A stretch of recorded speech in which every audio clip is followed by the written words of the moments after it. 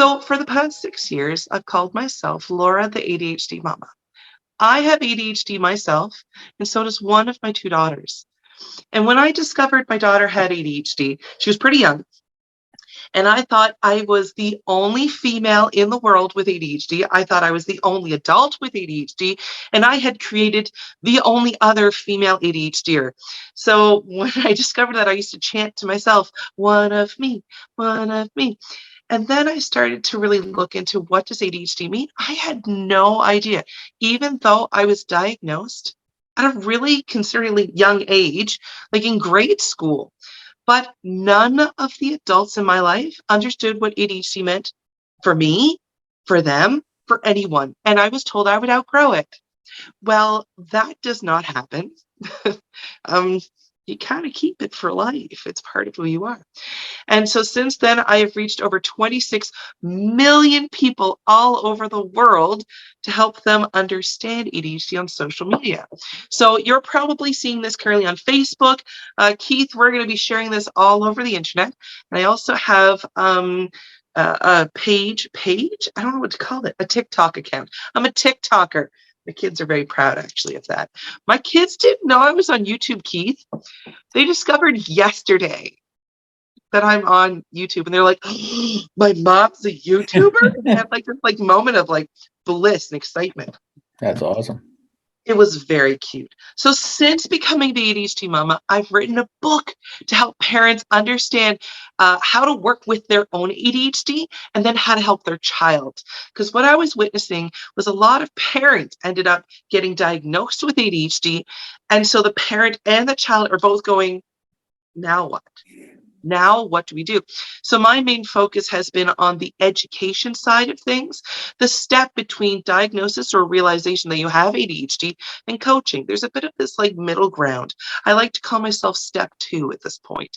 So I create courses and books and education around how to work with ADHD and not against it. So my book is called, can you see it? Morning Routines for ADHD Parents. The first half of the book is for parents.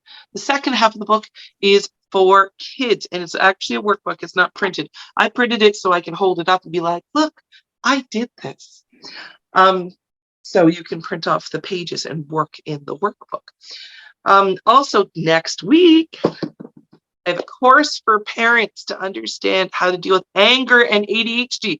And this is a topic that came up tonight, Keith. And this is the topic we have talked about multiple times. Do people with ADHD struggle with anger? Yes, they do. Yes. Yeah, I had a little frustration thing when we were coming on the on this Zoom and Facebook. Facebook, of course, wasn't talking to Zoom. The whole thing shut down. Rate it 8:29 as we were about to start. So to say Keith lost it a little bit is an understatement.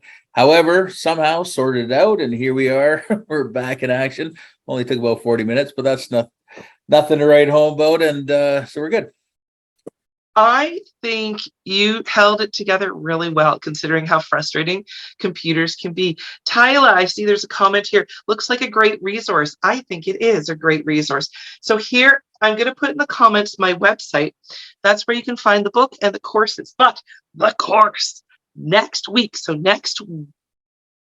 what are we, Wednesday or Thursday? What day of the week is it? It's Wednesday. No, it's Thursday. Thursday.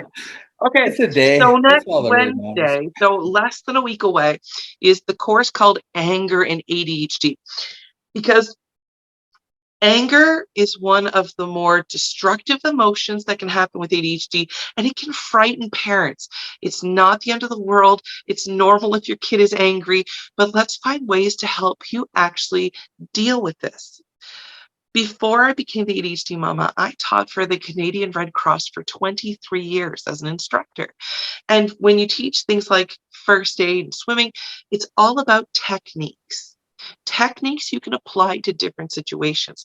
I've taken that background, I've mixed it with ADHD, and I teach you techniques on how to deal with it. Because too often I have found information. You get a book, you get information, you take a course about ADHD, and what do you learn? Here's all the information, go figure out the stuff yourself. And so I was frustrated that I wasn't getting the information I needed as a parent who was struggling with her own ADHD to even think about helping my child. So that's where these techniques come in. It gives you a framework, a baseline so that you can work with your child instead of against them. Because ADHD, there's certain quirks that come along with. And I'm not going to lie, they're frustrating as an adult, but as a parent. How many times, if people here have kids, how many times do you tell your kids to go put their shoes on before you have to leave the house? And it is frustrating. Well, I'm going to teach you techniques on how to get them to help you come up with solutions. I'm not going to make you do all the work yourself. I don't like doing all the work myself. So Anger and ADHD, it's a recorded course. It's 3 hours long. So an hour and a half to 2 hours is on the content. We teach it in teaching not only the content, but stories that follow it along so you can learn how you can actually apply it.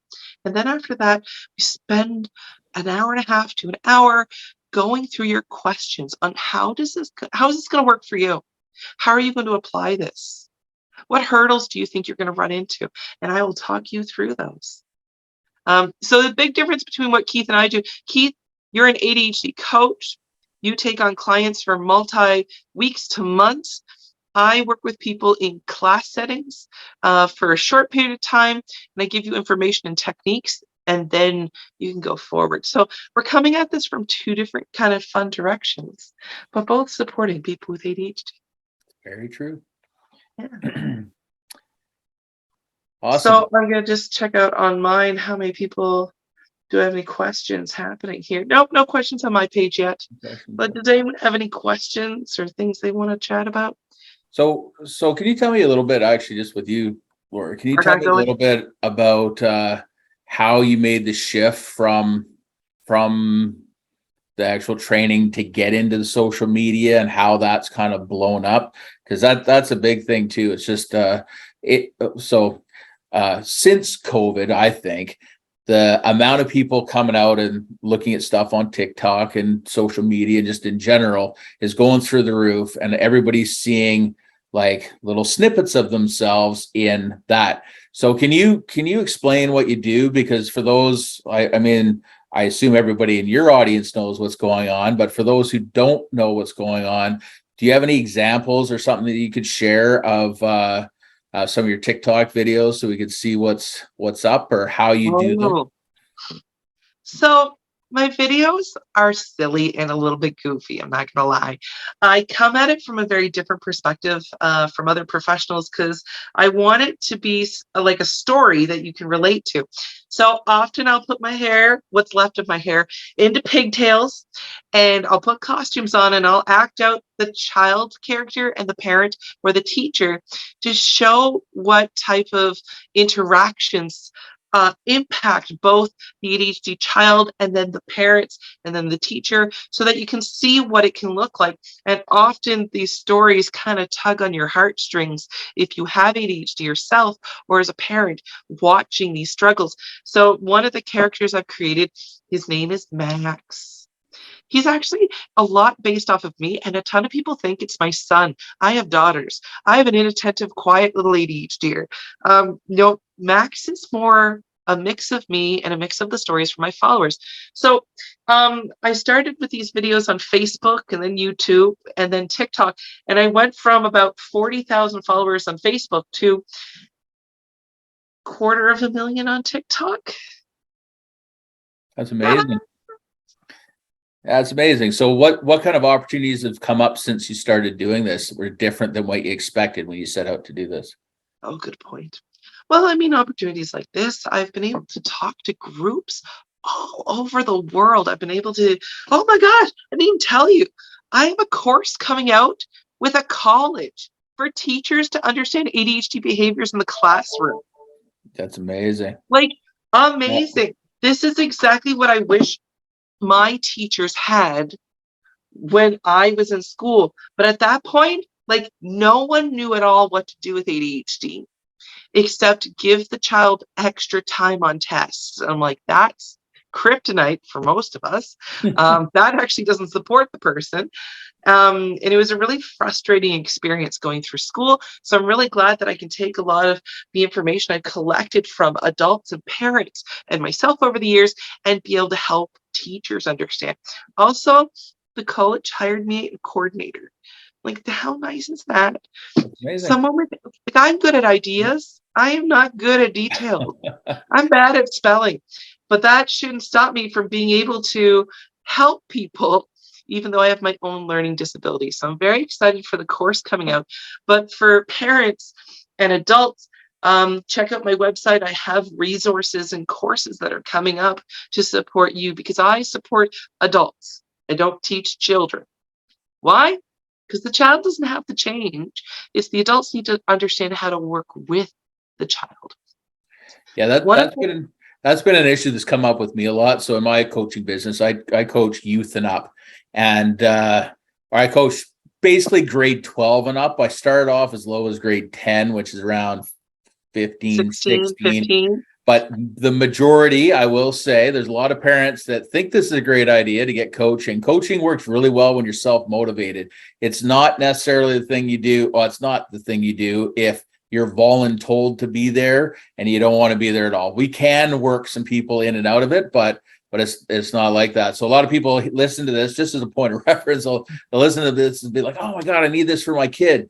Well, if your kid's sitting at home playing video games for 20 hours a day and you can't talk to them, what makes you think they're going to talk to us? If you do have a kid, though, that is super motivated, and I will, on a very rare occasion, I'll drop into the high school years and take some high school kids. I actually have one right now. The guy's a superstar. Like he talks like he's 30, right? He's ready. He has all his whole life planned out, and he's ready to just tick things off. That's fair enough, right? But where the challenges lie are like teen years and under. I mean, I'm not to say it's impossible. It's just not something I focus on. And actually, I thought Laura did focus on it. So anybody under 18, I'm like, here, take them. And anyways, like I said, if you are looking for coaches to deal with children, good place to look is on CADEC, or another place where I went to school is JST Coaching and Training. I didn't know you did GST. Oh yeah, I did JST and ADDvocacy. But at JST, it's specifically for coaching children, teens, and college students. I focus on the teens and college students. I do have a coach that did the children, but we've just decided to stay in where we are. So, anyways, just as a point of reference. So why? So when you do have all these mamas checking you out, what are some of the most common questions that come down the pipe for you that people are really looking for support on? Oh, that's a great question.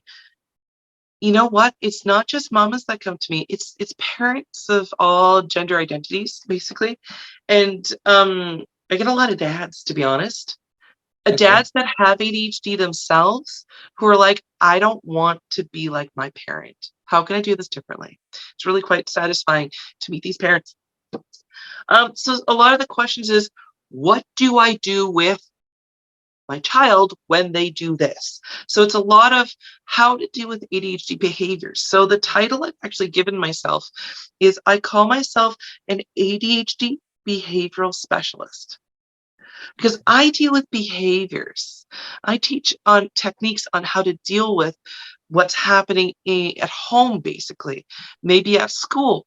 But the main focus is on the behavior side of things. And that really comes from the adults around them. I was diagnosed really young. You were not. We ended up with similar style issues, trauma, difficulties as adults. Sure. And all these adults who are being diagnosed late in life, they're like, oh, I'm so jealous you got diagnosed early. I'm like, yeah, that didn't make a difference because none of the adults knew how to deal with me.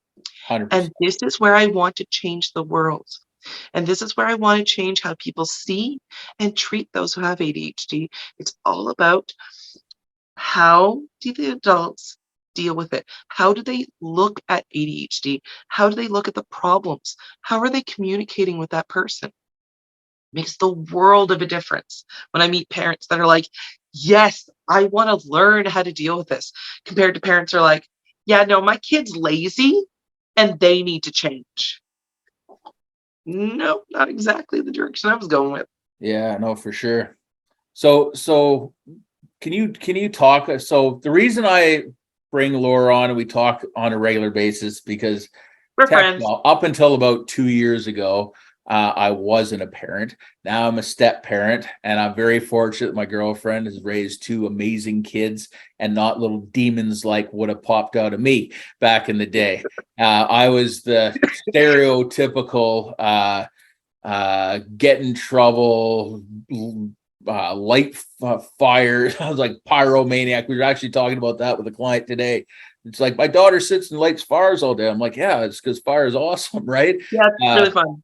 I had a little story like back in the day. I used to light fires under the gas meter at my dad's house, and he'd catch me all the time, and I didn't know what I was doing, but it got me some attention, so it was worthwhile.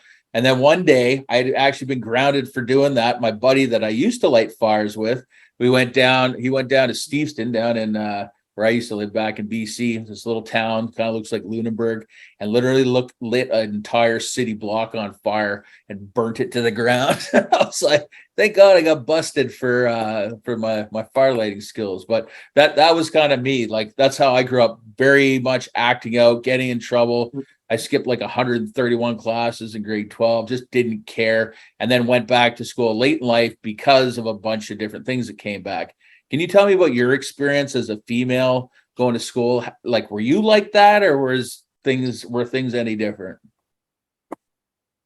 I don't think I've shared a lot of what my teen years looked like Okay. ever on any of, so it's okay. I don't mind. It's just more, Okay. Well, oh Lordy, I'm just is the curious. internet ready for what Laura used to be? Yeah. I would do anything for attention. Okay. If it was detrimental to me, it didn't matter. Anything to get a story for Monday morning at school, Yeah, I can agree. and just going above and beyond in the worst kind of ways. And I regret a lot of what I've done it is, but looking back, I was just screaming for someone to pay attention to me. And because the ADHD behaviors I was having was look at me, look at me, look at me, the adults in my life, the teachers, the parents, everyone was turning away and like ignoring the behaviors or punishing. So I wasn't getting any good attention. I was only getting the negative attention. And I don't want my kids to go through that, because it was fun at the time, but I look back and it was really sad. Yeah. Just sad. So There was a topless picture of me on the internet for a long time because of my rugby team. oh, Yep, nice. they actually had it up on their page too. Stickers right on the boobs.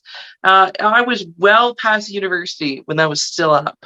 How old are you And I'm now? like, looking back, I Hard to thought of that ask you today, and that, I was but like, ugh. you must be younger than me because the internet didn't come out for me until like the mid 90s, the early 90s anyways. But yeah, no, that's terrible. I'm sorry to hear that. That's Oh no, I mean, it I is what it is. If you ask any ADHDer, they yeah, probably have a lot of stories. And I'm like yeah. kind of glossing over the stuff. Yeah, no, that's fair. You don't have to get into great detail. We It's get it. true, but oh man, I the know. crazy things we used to do.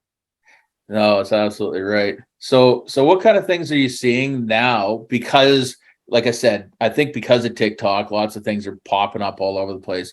What are you seeing now in terms of the biggest areas of interest that the parents are curious about? Like what's your main thing that's coming up? Both Parents for how it, want, sorry, my bad. yo, go for it. Go, No, I no, said both from the perspective of how the kids are and how the parents are. Is it's something comes up for me all the time, and I just like, oh, I don't know how to deal with it. Let's send them over to parent coach. Right. So parents are confused on how to motivate their kids. They're confused on how to get their kids to cooperate and listen and just do things. They feel like their kid is lazy, They're not going to do their homework. They're going to fail life. So parents generally are very stressed about what is the life going to look like in the future. So they're projecting their worries onto their child. Adults, it's different because they're more, I'm screwing up, I'm angry, I'm frustrated. So there's a lot of big emotions when it comes to having ADHD as a parent, because you know things didn't work when you were a kid, but you're like, I don't know how to do anything different. And that's hard. Yeah. So what kind of things do you find? What are you running into? Yeah, I run into so what I run into, and no offense to the parents in the room, but I run into the drone parents. Used to be called helicopter parents, but the new wave is the drone parents who do absolutely everything for their kids. And then, and I got to be watch who I'm talking to, because some of them are probably on the call or on here that I've spoken to in the past. But they'll come on and they have their kids loaded to the nines, right? So they're in every sport. They're working, they're volunteering, there's I guess there's twofold to it. There's that and going to school, and they're wondering why the kids' heads are going to explode. And then the alternative ones, they've tried everything known to man to help get it sorted out. And they're just like, oh, my kid's lazy. They sit on the computer and play video games all day. They're not motivated by anything. And but in both situations, the parents are driving them to be a certain way. They're like, well, you have to go to university. You like, when I was growing up, I wasn't told I had to go to university. My issue was that everybody that I was surrounded with did go to university. So my mom's a nurse, my dad's an accountant, all of his friends, or sorry, my sister has a PhD in behavioral genetics. All of my dad's friends, all rich, all of the kids, PhDs. I didn't get my PhD until I was 32 when I got my PhD in plumbing, heating, and drainage from plumbing school. So I could hang with the crew, but it was always this comparison thing that just kind of got me. So, but yeah, so what I see from the parents are just this like desperation for them to turn out normal, and they think they have to turn out normal when they're 18. Or they're like, if I don't do everything for the kid and get them through school and everything else, then everything's going to be fine. What happens when you do if anybody can relate to this, if somebody does everything for you for your entire life through school, you're hungry. I'll make you dinner. You don't want to do your homework. I'll do your homework. Let's make sure you get through it. I've seen parents do it all the way through. And then at some point in time, they say, okay, it's now time. See you later. Go be an adult.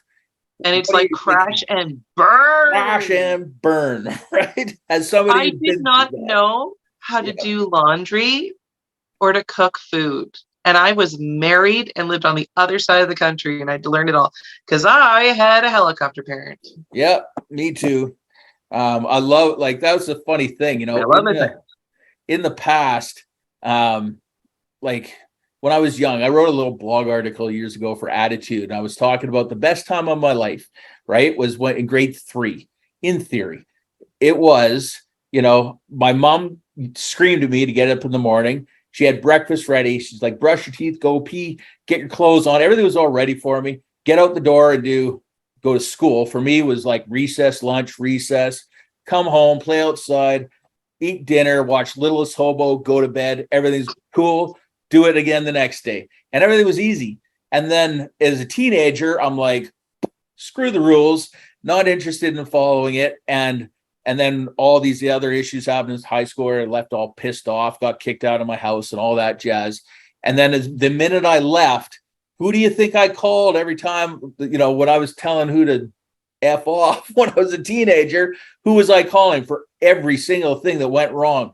My mom. I would talk to that woman probably, I don't know, 2 hours a night. And honestly, I would do it all the way up until about 5 years ago. She's got Alzheimer's now, and it's pretty sad. We're putting her in a home pretty soon, I'm worried about. But anyways, we can't do, like, I don't have that anymore, right? But that's what I had, right? To help me out. But regardless, yeah, there comes a time when you're on your own, and then what do you do?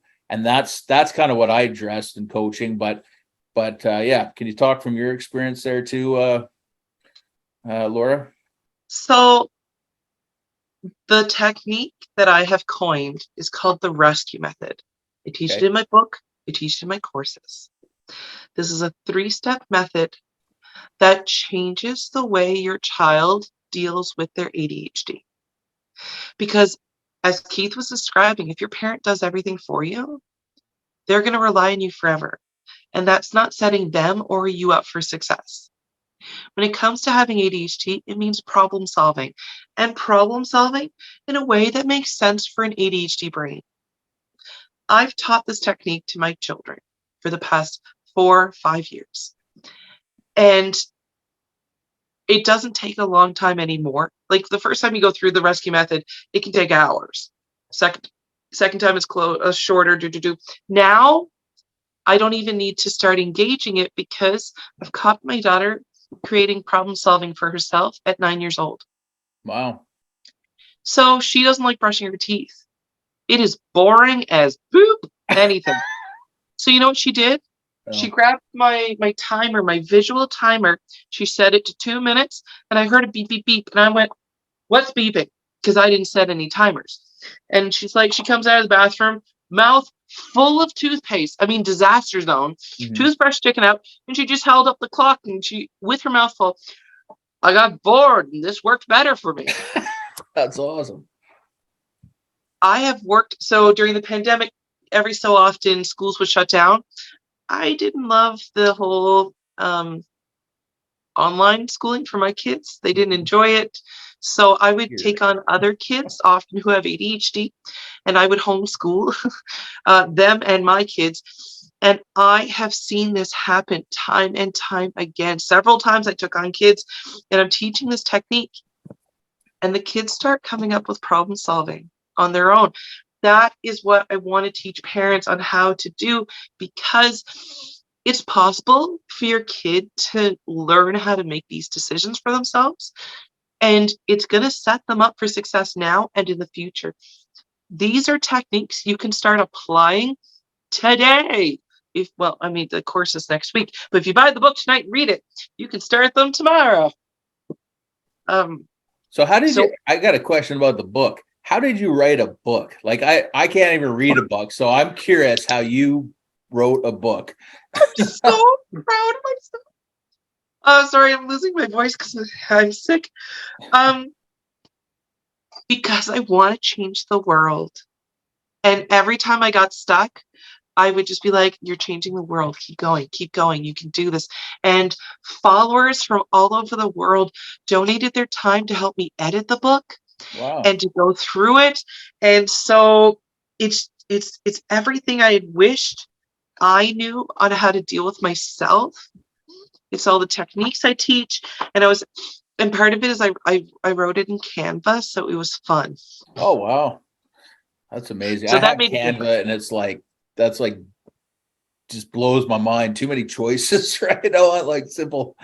It Yeah. can get a little overwhelming. Yeah. I'm very much in love with Canva. And so, like, I don't Can I know, it's see just how different. big it is? I always go by like, holy, yeah, that's pretty Well, good. it's like full Yeah. page printout. So it's a Nice. PDF. It's, I think, 90 pages. Yeah, that's perfect.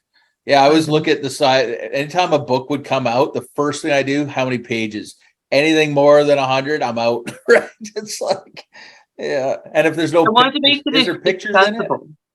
Or- Graphics that I Nice. create, yes. Love it. All right. That's awesome. So one of the things I posted here, which I messed up the tag for, um, your motivational type. It's important for Mm. you to know how to deal with your ADHD motivational type. When you are stuck, how are you going to get yourself unstuck from mundane tasks? And so there's 5 main motivational types, and I created a quiz for parents to understand their kid and a quiz for adults to understand themselves on which motivational type, because it will change as you grow up. Not always the same. And so with that information, I like when parents can understand that information and the child about themselves, because then they can make better decisions on how to help themselves going forward. So So that, a lot of us know that time means nothing. If you say 5 minutes, that doesn't mean a darn thing. But if you say, choose your last activity, we need to leave the park, the kids are like, okay, I'm going to pick the last thing I want to do, and then we're going to go. So context of understanding what their expectation is, what's the expectation of the parent. And if they start whining, I'll just look at them and be like, okay, this is your choice. Then you're choosing to whine instead of play. And then we go. I haven't had a fit from a child in years. And all of the kids I've worked with, and I'm talking like nearly adult kids too, by the way. so tell me more about the adult kids. What do you mean by that? Like teenagers, 15, 16, 17. Okay. I was thinking like I was Oh, saying I was saying to somebody today, I was doing an intake and daughter on the phone, like the mom's like the kid's got high social anxiety, right? And can't talk on the phone. So the mom arranged everything for her, of course. Oh yeah, no, I was like, how old is your mom? And she's like, well, my mom's 52, right? And then I was like, how old do you think I am? Right? Because she didn't see me on the phone or anything. And she's like, and this has happened a bunch of times. It's like, 30. And I said, man, I'm like 48, right? It's like, and that's the thing. Like I can relate to a 10-year-old. I talk to a 10-year-old the same as I do to a 16-year-old, same as do to a 100-year-old. They're all just people, don't care. a No, I human's hate a human hierarchy. no We're all the matter same. what age. What's that? A human is a human no matter what There age. you go. Yeah, little Dr. Zeus, right? That's a Laura special Oh, because really? Oh, I thought that was Dr. Zeus. Well, no, no, that's even no. better. You're even So more kids, original. when my kids were little, when they were toddlers, I would Yeah. talk to their friends in the same tone as I would talk to the parents. And one of the kids was like, Laura, I didn't know you were talking to me because that's not how you talk to kids. I'm looking at him like, okay, that's just not how adults talk to kids. I'm going to talk to you like you're a tiny person. Because guess what? You are a person. You can understand me. And I'm going to have expectations of you. And so kids they work with it. Now, it's funny when kids start repeating my weird sentences back to me because I'll often ask things like, is this a good decision or a poor decision? And the kids are like, poor decision. And then I'll catch them being like, is this a poor decision to their friend? Yeah. I think it's real funny. No, that's hilarious. But I mean, the same techniques that I teach the kids are technically the same things that we do as adults because the problems are the same. It's the Yeah. context that is different. So can you talk about some of the common challenges? So one of the areas that we specialize around executive function, which is basically your ability to start a task and end a task and all the pieces in between. So it's like get yourself organized, time management, motivation to get started, actually getting started, Motivation to keep going. yeah, procrastination, perfectionism, manage your emotions, which we should touch on because emotion stuff is always a hot topic, but we will in a minute.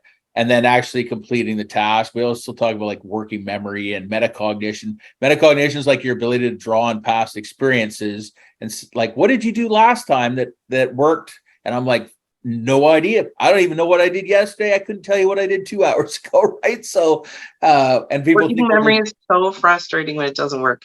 yeah. So can you explain some of the ways that you're assisting parents understand the kids' behavior and all that stuff when it comes to the executive function piece of things? Well, that's a huge piece, understanding executive function. So a lot of my courses, like anger and ADHD, next week, that course is focusing on executive functions.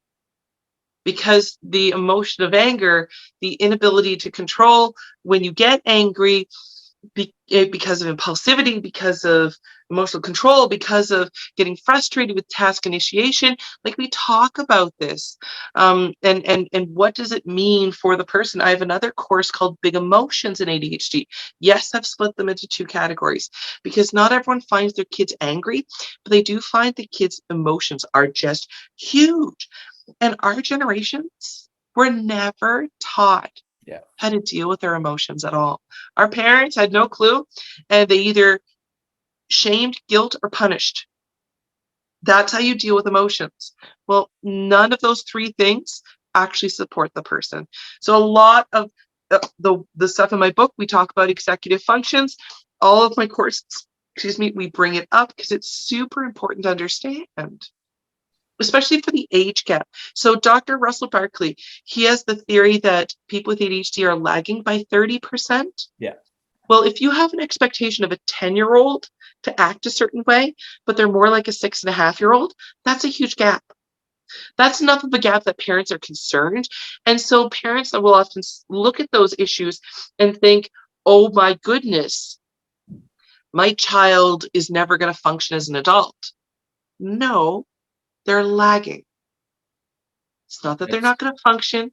We need to work with them. Their intelligence, their attitude, all of those things are at their regular age. They are still a 10-year-old. They are still a 15-year-old. But the way they deal with their emotions is going to be younger. So we need to work with them where they are at. I actually use that age chart all the time when parents call me about their kids. And I'm not talking kids, I'm talking college age kids. So I'm talking, 18 to 25 or so. But yeah, you should check this out. It's something called the executive function age chart. And if you look at the picture, It's done by my friend Grace. Oh yeah, okay, yeah. Sarah Forbes. Yeah, Sarah it's Forbes and Grace awesome. Under Pressure. The In my book, I have my own charts that I oh created. yeah, right. It's blurring out because you're blurry I thing. know. I'm Yes, sorry.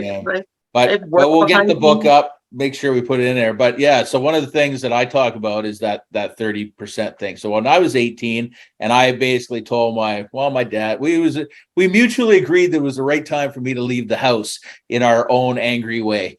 And but anyways, at 18, when I went off to college, I was like full blown like a 12-year-old. I was not functioning at all. I went to college for 6 years, and at the end of the 6 years, and I came out when I was 24. I had like a 70% average, and I was told I'd never succeed in academia when I went off to try to get into social work school. I'm like, whatever, I'll leave. But at that point, I was actually functioning more like a 16-year-old. By the time I actually got my stuff together, I had a leg injury that put me off work between the ages of 27 and 28.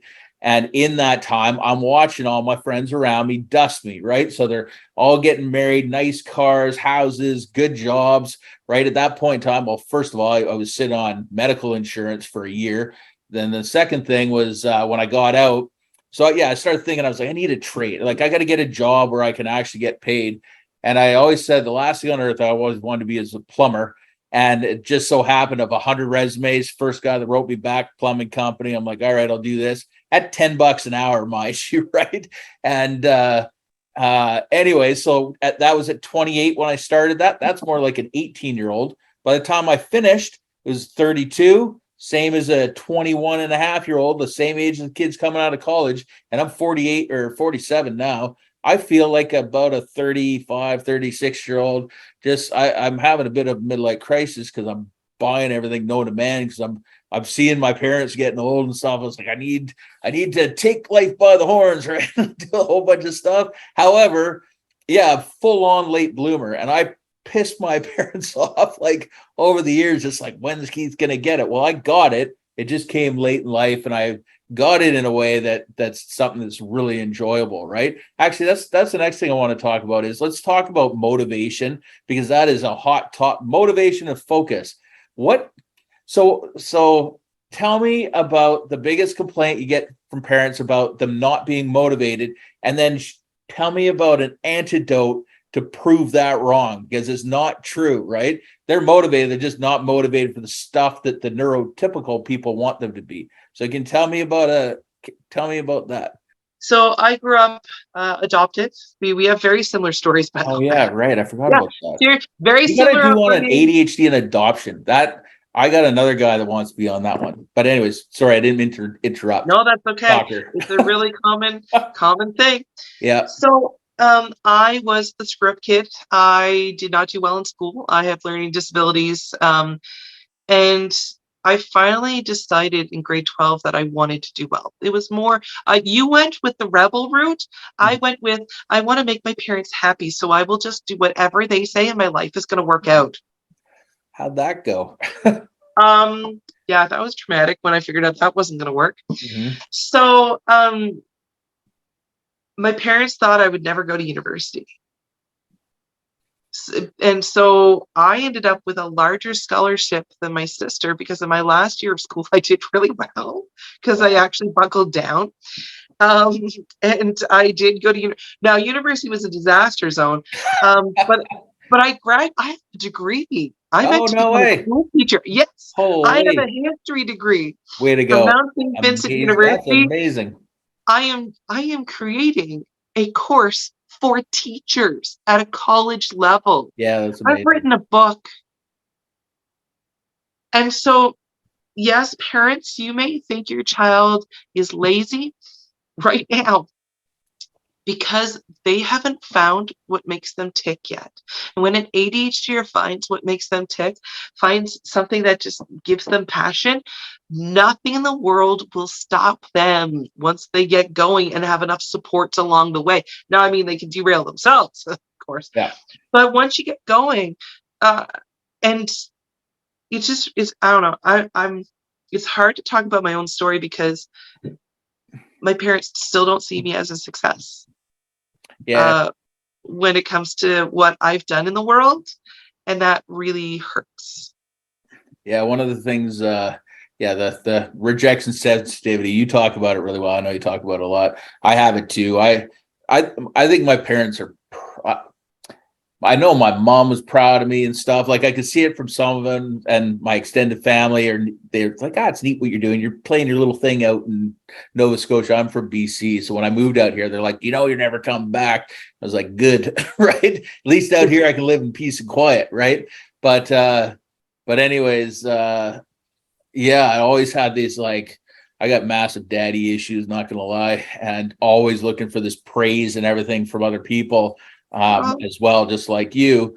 But like, but I kind of use it to fuel a fire in me, right? So for years before I was diagnosed and people were criticizing me, I was just like, no, you're right. Oh, Keith, you look like you want to murder somebody. I was like, screw you. Like, you look like you want to murder somebody. It's all your fault, right?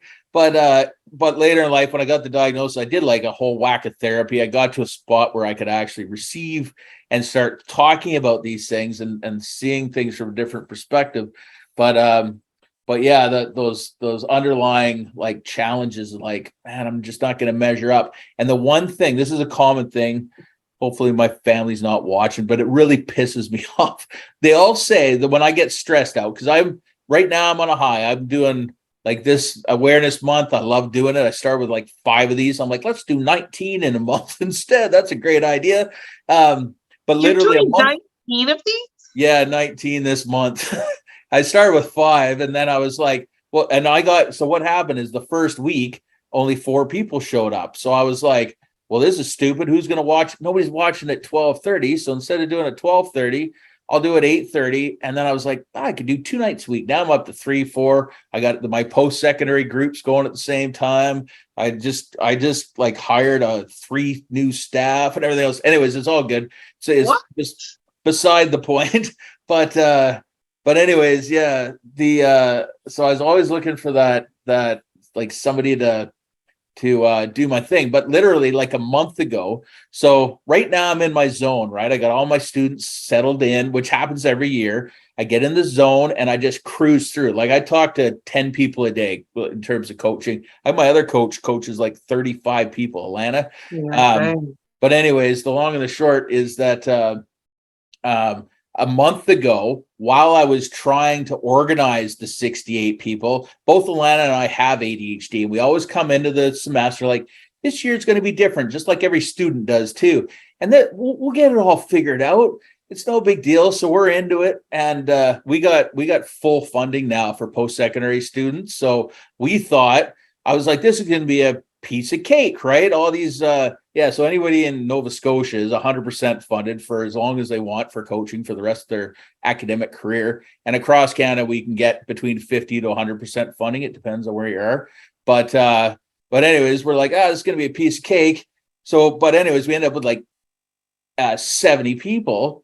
And then she has so many people. So if you do the math on 35 people, everybody's got a different schedule and you're trying to do it in. So her head exploded on like the 1st of September. She's like, you're on your own, Keith. like, and I'm like, holy crap. So then I've got them all coming in. and I got too many for what I'm dealing with. So I got to like go hire a whack of coaches and bring them together. But literally I got so overwhelmed. I just remember this one day, I'm just like, my head is exploding and the calendars are changing. One guy changed 5 times. He changed his date with me, date and time, as we're going around, because we do like same day, same time every week. And my head's just exploding and I lost it. And I phoned my dad, who's now my accountant, by the way. I've tried to fire him for like the last 2 years and he refuses to leave because the only thing that's keeping him feel like he's doing something. So maybe that's our little bonding thing. But I phoned him up and I was like, man, I need help. Like, I can't keep doing this because I go on my highs. I get my, on my little runs. I like can sell the heck out of this stuff, and especially with funding, right? It's a piece of cake. But then all of a sudden, I don't see it. It's like I'm a bit future blind, and I'm like, okay, yes, you're in, and then boom, I'm about to explode. And I phoned him up one day. I was like, I need help. If I don't get help, like I don't know what I'm gonna do, and I'm ripping on him, and he's like, Keith, what you need to do, this is a class. He's like, you need to go for a walk. That's number one. And why don't you just quit this? Both my dad and my sister say this all the time. You should just quit. And you know what you should be? What do you think they say I should be? A plumber? No, a truck driver. They're like, why don't you go be a truck driver? It's nice and relaxing. You don't have to deal with anything. Man, if anybody knew how much time I spent on my phone and distracted, I would not make a good truck driver, right? But yeah, there's nothing wrong. And there's I have nothing wrong with it. Truck driver. She legit loves it. I had a great conversation. She was looking at the trees today in Quebec and how beautiful they were. Truck driving is a fantastic career if that's an awesome career. But that is a very different career from where your talents lie. Your talents lie in talking and bringing people and finding funding. Like, you have a real talent. What? And I was a truck driver before. It was my favorite job, but it was my favorite job until I got bored of going up and down the same road every day. And so then I started taking these detours through the country down in the States and stuff where I used to drive down there.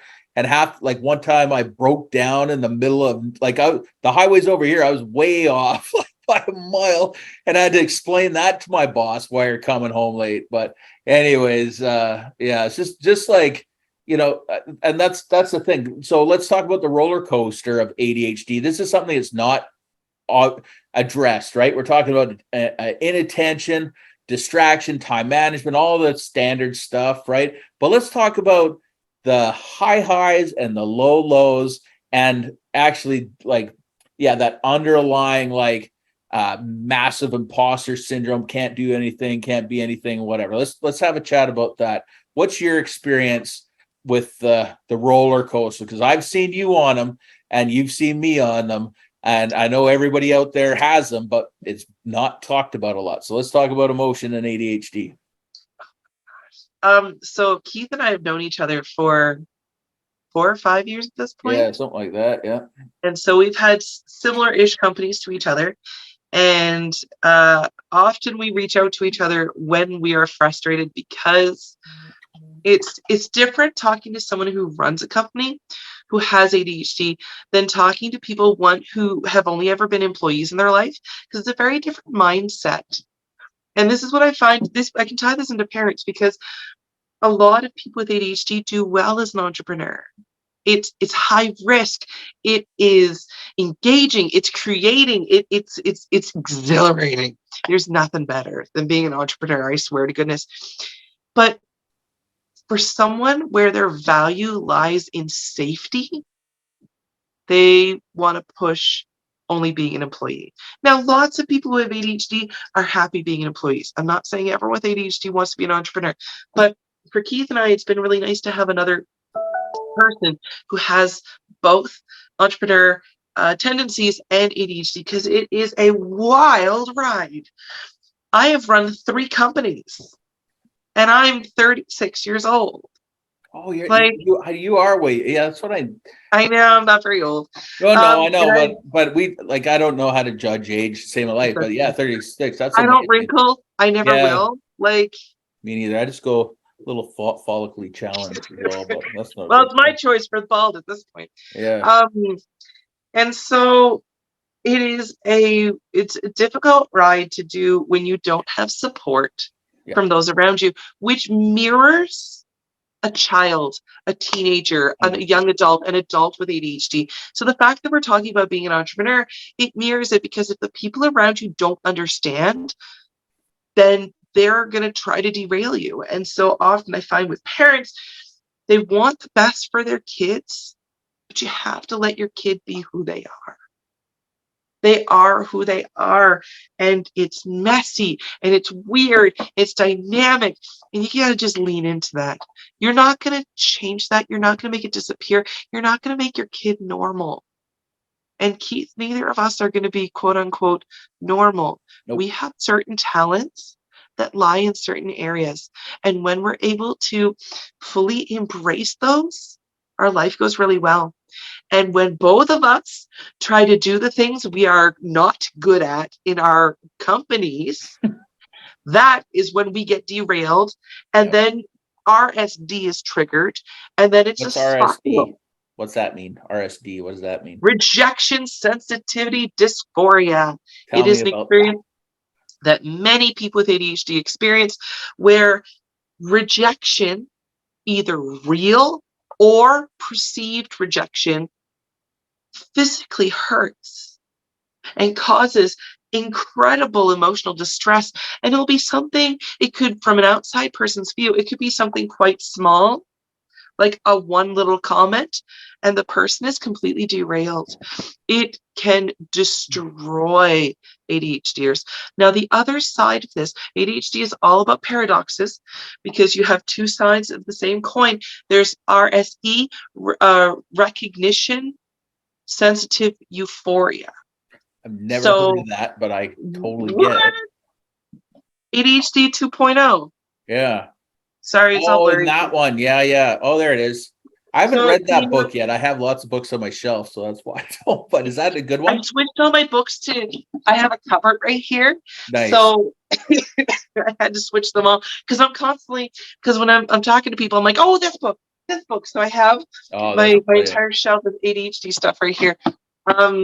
And then you can't see it, but I have like my inspirations and my rescue method right here. I'm going off topic. Where was I going? I was going in a direction. RSD. You were talking about RSE. Yeah, RSE. tell me about that one. So I get it. RSE is when someone who has ADHD receives praise, legitimate praise. They can move a mountain. They can do anything, What's but it called they have to again? believe it. Like a piece of encouragement, enthusiasm, a little bit will go miles and miles, compared to a neurotypical. So the highs are higher and the lows are lower, and you got to work with this. And it's really important to genuinely praise your ADHD child. I What did you say the cannot. name of what it was again? RSE, um, uh, Reactive something. recognition Okay, I'm looking it up. euphoria. It's on page 15 or 21. I got to read that book, or I listened to it, to be honest. yeah, there you go. There's a smart idea. I always say that. I got to read that book, and then it comes in Amazon, goes right on the shelf, never been opened. Yeah, I buy the book so I can actually hold it up to people, but often I can't find it in the moment, but it's in this book. Okay. So RSE is the other side of RSD, and it's all about euphoria, when someone can actually believe praise. Now, if the praise is not like specific enough, it was just like, Keith, you're fantastic. Was that believable? No. But that actually, okay, Keith, you are one of the most passionate public speakers I have ever met, who can absolutely engage an entire audience in such a way that they leave and they're like, what can we do to help you go further and change the world? That's true. Actually, I do get a lot Did you believe that? Yeah. Yes, I do believe that. Yes. But you also know it's true. Well, yes. Yeah. No, it's yeah, I think you and I are the same, right? Like you put it's so funny, like the differences, right? So you put you and I in front of a camera, we light up like a freaking Christmas tree. Like I come in on a high and I leave just buzzing, right? I love networking. I love like all that. But I think the interesting thing with you and I too is that we do this in front of people and we're telling our stories and doing our things and we're getting nice reactions and everything. But then what do you do when in general, like at the end of the day, do you want to be out with big groups of people doing that? Or are you more of like I call myself an extroverted introvert. So outwardly, you'll see me. Well, when you see me, you're going to see me in an extrovert way. I also have my lows where you won't see me for Yeah, you're not 4 going to see me. months, I right? I turtle. Like Yeah, I'm turtle out. not. Yeah. I have kids. It's a very different and I have Oh, little yeah, kids. you They're can't like do that. 8 and 10 at this point, so they're Right. tiny. And all I do is play with them, and I love my kids like so much. They're so interesting. I know you're supposed to like your kids. I genuinely like them as humans. Like I think they're very fascinating people. Not the point. Very similar. I can light up a room. I can talk on a Zoom, no problem. But if I'm not okay, you're not going to see me. And I'm not one to go out, but I have sensory issues. And I think that's another piece that people don't talk about when it comes to ADHD is how much sensory issues do impact us. I have so many people like, that's only for people who have autism. I'm like, yeah, okay. Every person I've ever met with ADHD either is seeking stimuli or avoiding it in different capacities. Yeah, it makes a lot of sense. Yeah. Big crowds? Nope. Nope. No. Noisy? Nope. Yeah, that's funny. Like, yeah, it depends on the situation, right? I was helping out my neighbor. She's just moved to the city from Calgary, and I look at her as this powerhouse. She's a social worker. She runs this massive company.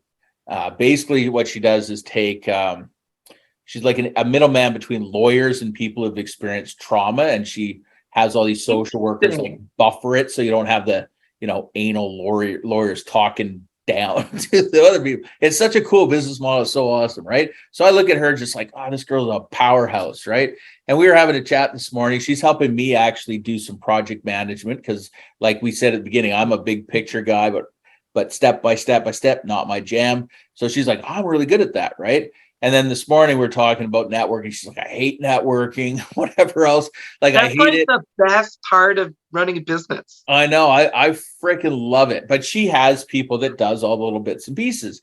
Anyways, so then today I see this thing come up. I'll plug it because it's cool. It's my friend Debbie Adams who's doing something for Small Business Awareness Week next week. Anyways, Debbie's legally blind, and she's got a cool story.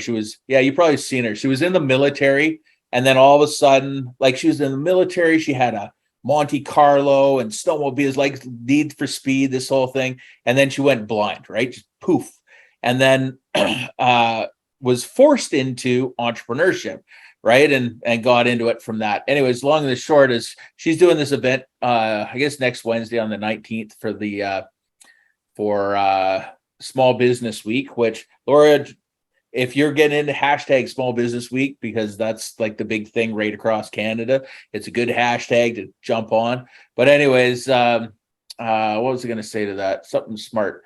Why did I start talking about her? You were talking about her being an entrepreneur. Oh yeah. Yeah. Just talking about like the kind of like the forced entrepreneur. Right. And a lot of us, it's funny with the entrepreneurship stuff. Like I work with entrepreneurs too. And years ago, I went into this program called Seed. It's a place where they basically teach people how to start a business. And I Laura went through through it. for one of my companies too. Yeah, and actually that's the cool thing because when you were going through, you were also headlining, like everything was going out of style. Like Laura was not out of the news for any minute. Didn't you win a bunch of stuff? Like, yeah, tell me I about that. won like a huge grant to give Yeah. away first aid classes to families because parents don't know how to deal when their kid's choking. And I taught first aid for a long time, so I'm really passionate about it. Yeah, so that's the thing, right? So they came through that, and I went into this networking session with all these entrepreneurs, and I hate hierarchy. Like I'm a even Steven. I'm no better than Laura, no better than me. I just think we're all the same, and if we were all the same, it'd be fine. It probably wouldn't work, but I try to think it. But anyways, I'm looking around. This guy's like suited up. Well, I'm a lawyer. I'm a accountant. I'm a whatever the heck the next all the MBA guys, right? And nothing against them. We all put our jeans on one. Well, they're putting their whatever Ralph Lauren. I'm putting my whatever I wear. I don't even know, Levi's on one leg at a time, right? But I was like, is anybody in here because you can't work for anybody else like me? And of the 30 entrepreneurs in the room, 17 of them raised their hand. And I was like, can I talk to you guys in another room? So I turned it instantly into a focus group. And I was like, what's the issue, right? They're like, bullying in the workplace, childhood trauma, ADHD, well, every mental health disorder known to man, autism, learning disabilities, the whole bit. And I was like, okay, so you're doing these programs. Who's helping you with that? Exactly, right? Because I'm the same way. Like, I've taken a million programs. I don't remember anything. Anytime somebody asked me for my resume, I was like, it's irrelevant. Either you like me for me or you don't. I have a good resume, I'm not going to lie. But like my RSD comes that I never did finish university. I have a college degree, and I've been knocked down so many times because of it. But the funny thing is that I'm also in the universities with my college degree, and I've been there for 11 years. Nobody checks my credentials here in this province anyways, because I'm like automatically grandfathered in so I was just saying to the parent today, out of 70 students that we coach right now, how many students do you think aren't going to make it? She guessed like 20, right? The kid guessed like 50. On average, out of a full client load, I can say Alana hasn't lost a single client at all in probably 3 years. I've lost a couple because I take on the hard ticket kids, right? That really don't want to be there anyways. And I'm just like, I'll see what I can do. Like, I can usually wrangle them in, but on average, like 2, maybe a year. And the 2 that we do lose, I'll try to get them out on like a medical withdrawal so they won't even like show up on their records. I got all kinds of way of getting myself out of things. Actually, and that's something I want to address just as a kind of a final point with you. How have you used the things that used to get you in a whack of trouble for good? Don't ask again in a different way. So how have you used, so back in the day when you were a kid and, you're, I don't know about me, I was like, don't do this, don't touch that. Why are you doing this? Why are you acting out? Why are you attention seeking and all that? That was like a bad thing, right? So we were told that everything we're doing is a bad thing. How have you flipped that to work to your advantage? These bad behaviors or this disability, because all I see is ADHD is the big stamp on your forehead. The actions underneath, the challenges that we have, that's what we really need to deal with. Like, that's a executive function piece and all that. But how have you turned all of that negative? It always blows me away. Like, I tell a story. This is my favorite one. It was like, I was doing like a focus group and there's this teacher said, I want you to come and speak to a group of teachers on the professional development day in Montreal. And I lived in Halifax. So I was like, well, how's that going to work? How am I going to get there? Right. I'm very black and white. And they're like, oh, don't worry, we'll pay you. And I said, well, pay me. Like, what do you mean pay me? Like, so I was expecting like maybe my flights would get covered or something. Anyways, they paid me $5,000 for the hour, all my flights, all my everything. And I just told my shitty back, my bad backstory, my aha moment and where I was going. I was like, I get paid $5,000 to do this, right? And so in the when I go around, and especially when I talk to young kids, I go talk to kids with like I don't know, like group people in group homes or people who are like harder backgrounds that I get grants to go and chat with. I was like, man, if the kid that I love the most, there was one of them I went to and he was like sitting there making paper airplanes and throwing them at each other. Like, this guy was over the moon. And everybody's getting pissed off, like, don't do that, sit still, do that, whatever. I'm like, no, man, throw your airplanes, man. Because one day you're going to be like the next Elon Musk, that you're testing out aerodynamics and you're going to get it all sorted out. So that's what I mean by that, Laura. Can you relate a story that, like, back when you would have been like oppressed And now that same trait is actually getting you to where you are now, man. You don't get to 300,000 followers because you're a pain in the butt to the parents, right? The biggest thing was I had to challenge how I viewed myself. So when I was a new mom and I had two babies, I thought my ADHD was the worst thing in the world, and I was trying to hide it. And I remember when the baby, so when you're pregnant, your brain literally melts. I mean, it doesn't literally, but it feels like it's melting. Like you do not have the ability to focus anymore. And so all the other moms that I'd met were also having melty mommy brains. And so it was a year after my first daughter was born, and I'll never forget, a woman turned to me and she's like, "Why are you still struggling with this? Are you not sleeping?" And my heart sank because it was the first time as an adult I had to confess. I felt I had to confess I had ADHD. After that, I was just mortified, absolutely mortified that I had to confess this. And then when I discovered that my youngest had ADHD like me, I really had to change how I looked at it because I didn't want my daughter to grow up feeling the way I did, like I was a piece of garbage, that I was a stupid person. Yeah, I went to university, but I was stupid and I couldn't do anything. And so challenging that was one of the hardest things I could do, but one of the best things. And so now I willingly tell everyone I have ADHD. I work for Autism Nova Scotia currently Oh as an yeah. employment coach. And from day one, like in the job interview, and I'm like, I have ADHD. And this is why that's amazing. And I have no level of shame or guilt when it comes to having ADHD. So when I have conversations with people, I have to pause and remember, I'm like, okay, are they coming from this from a point of view of shame and guilt, or do they like their ADHD? Because that really does impact how you can have a conversation about ADHD, is how does the person view it? I know that wasn't as glorious as a story as letting the kid throw the thing, but it's been really fun. Okay, I have a story in a classroom. I got to teach first aid a couple months ago in a high school. It was Awesome. really fun. I love high school students. I think they're brilliant. And no other instructor wanted to do this. None. Like no amount of money was going to get those adults in that room. And I'm like, yes, I want it. Oh my gosh. So I did 2 8-hour days with these kids, and half of them had ADHD. And so right away, I'm like, I'm Laura. I have ADHD. This is what we're going to do.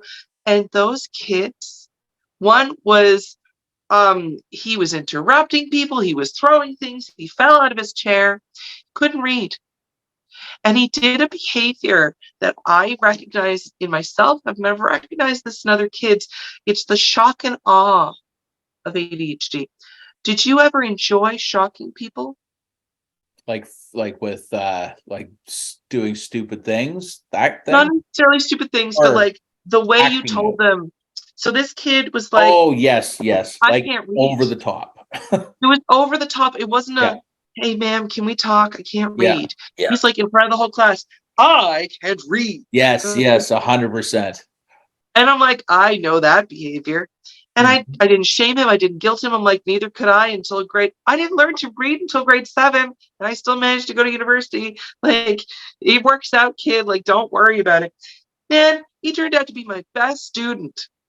Totally engaged with the class, totally was amazing at the scenarios. We just had to teach in a different way for him.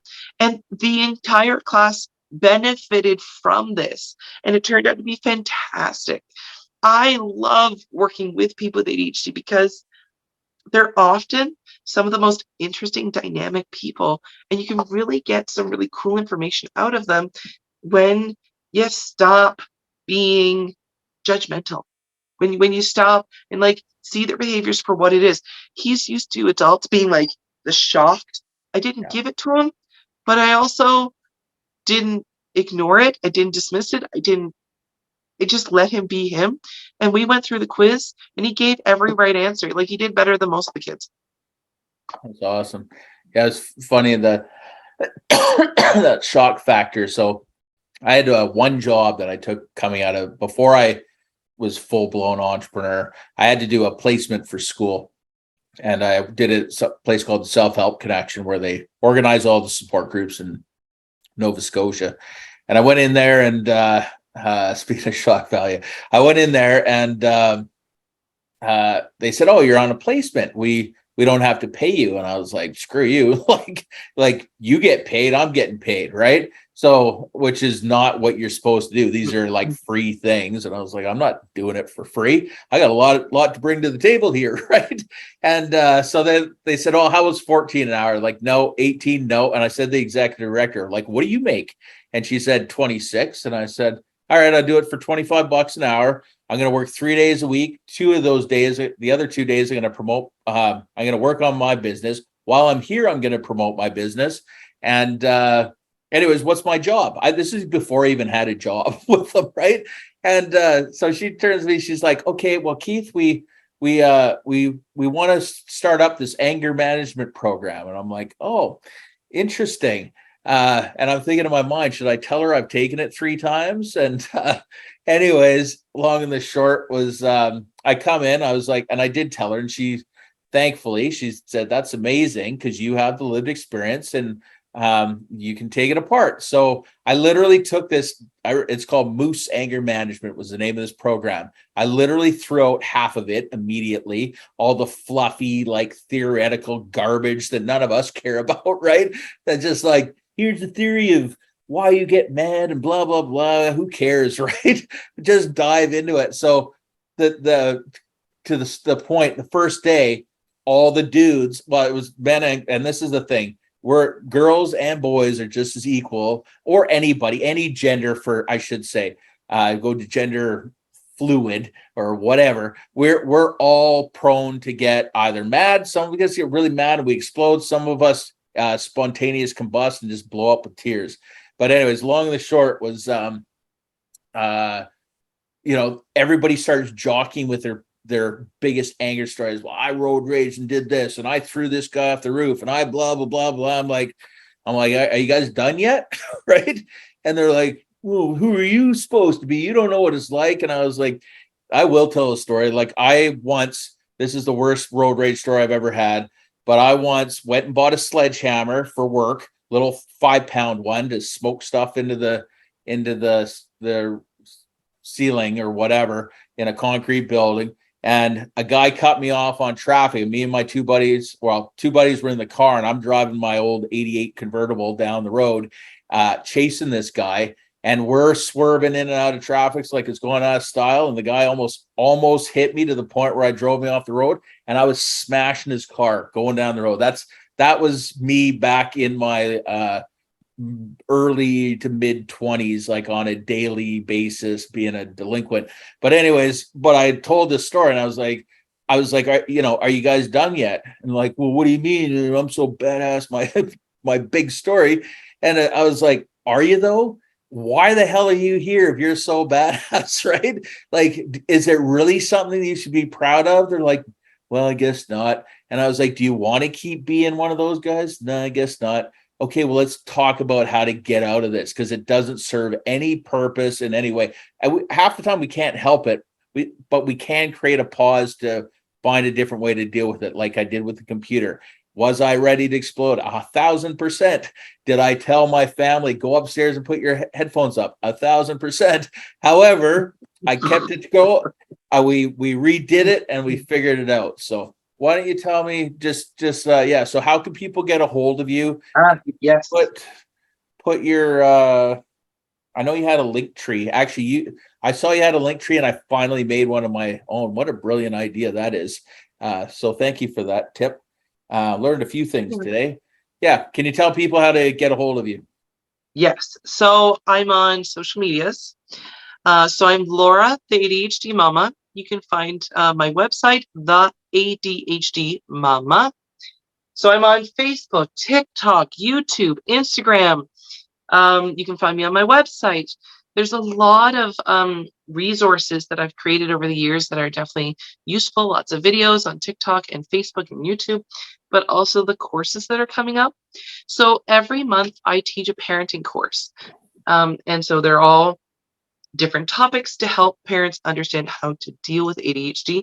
In January, I have ADHD 101 So for parents who are brand new to this and they want the basics, like, what does this mean to my kid? In February, big emotions and ADHD. In March, discipline and ADHD, how to discipline your child. And then April is executive functions and ADHD. So all topics that will help set parents up for success. I've also written a book for parents who have ADHD themselves. It's a workbook. It's because there's worksheets in here to help you do things. And so the topic is morning routines, but quite frankly, you can apply this to any challenges you have, because the rescue method, the techniques I teach you, support you throughout life. It's not just in the morning. Can I ask you, I'm going to sign off on my stuff, but as I'm signing off, can you bring up your TikTok in the background and do a little share screen, and we can sign off with one of your favorite videos? You got so many awesome ones. Everyone watch Max. What? If he gets out of his seat, if he even stands up, if he does something he's not supposed to. Oh, good kids, thank you for your help. What do we do when I leave the classroom? Everyone. Anyways. Yeah. So that's a good example of my Max's story. I have 33 different videos in that like topic. And you watch Max go through some hard stuff.